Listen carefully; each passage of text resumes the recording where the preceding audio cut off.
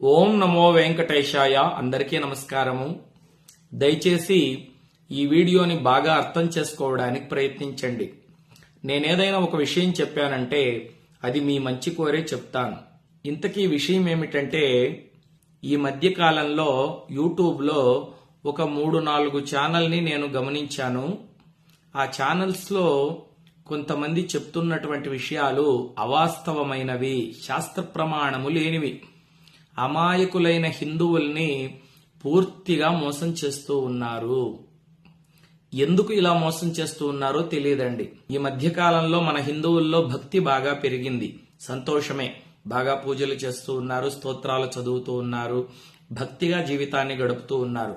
కానీ ఇంతలోనే ఈ యూట్యూబ్లో కొన్ని పిచ్చి ఛానల్స్ ని చూసి మూఢనమ్మకాల వైపు అడుగులు వేస్తూ ఉన్నారు.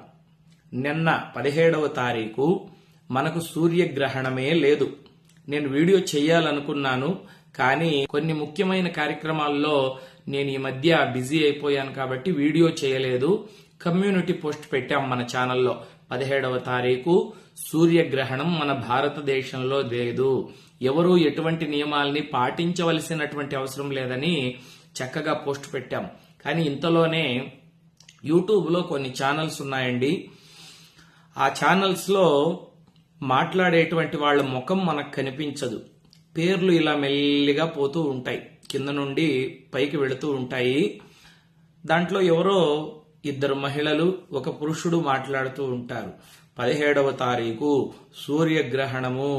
మీ ఇంట్లో గనక ఈ కూర వండారంటే మీ ఇంటికి సర్వనాశనం తప్పదు. మీ ఇల్లంతా సర్వనాశనం అయిపోయి ఇంట్లో ఉన్నటువంటి డబ్బు మొత్తం వెళ్లిపోతుంది అని తమ్నైల్ పెడతాడు. దాన్ని చూసినటువంటి కొంతమంది ఆడవాళ్లు, పాపం అమాయకులు, సరే మా ఇంటికి ఏమొస్తుందో అని చెప్పి ఆ వీడియోని చూస్తారు.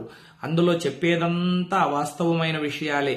ఒకటి శాస్త్ర ప్రమాణం ఉండదు, అసలు దానికి ఒక ప్రామాణికత ఉండదు. నోటికి ఏది పడితే అది చెప్పేస్తూ ఉంటారు.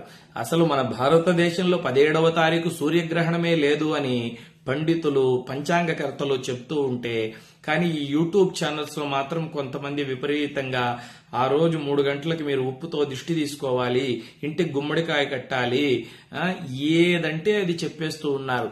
కానీ చూసేటువంటి జనాలు కూడా లక్షల్లో చూశారండి.